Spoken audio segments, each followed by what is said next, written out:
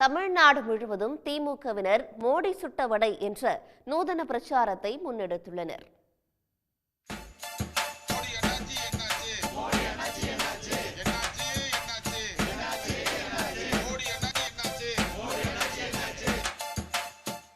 இந்தியாவின் கடன் 150 லட்சம் கோடி அடைக்கப்படும், அனைவரின் வங்கிக் கணக்கிலும் 15 லட்சம் ரூபாய் செலுத்தப்படும், 2 கோடி பேருக்கு வேலை வாய்ப்பு அளிக்கப்படும் என்பது உள்ளிட்ட பல்வேறு வாக்குறுதிகளை அளித்த பிரதமர் மோடி அவற்றில் எதையும் நிறைவேற்றவில்லை என எதிர்க்கட்சிகள் குற்றம் சாட்டி வருகின்றன.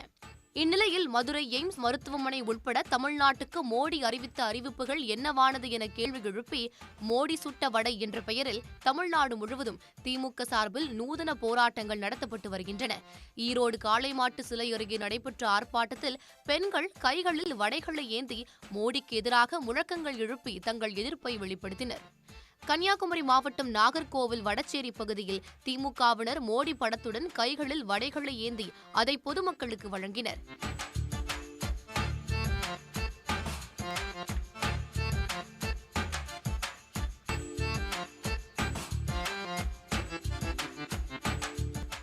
நாகை பேருந்து நிலையத்தில் பேருந்துக்காக காத்திருந்த வடமாநில பயணிகள் உட்பட பலரிடமும் திமுகவினர் மோடி சுட்ட வடை என்று கூறி வடைகளை வழங்கினர்.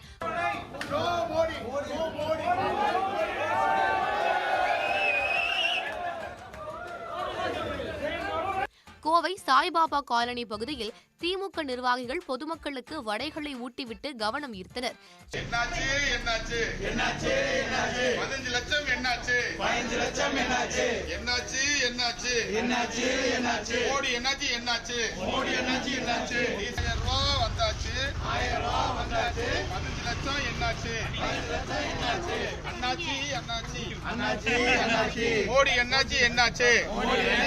சென்னை அடுத்த பூவிருந்தவல்லியில் மோடி முகம் பதித்த முகமூடி அணிந்த நபர்கள் பொதுமக்களுக்கு வடைகள் மற்றும் மோடி சுட்ட வடை என்ற வாசகம் அடங்கிய துண்டு பிரசுரங்களை வழங்கினர். அந்த பிரசுரத்தில் மோடி அண்ணாச்சி, எய்ம்ஸ் என்னாச்சு என்ற வாசகங்கள் இடம்பெற்றிருந்தன.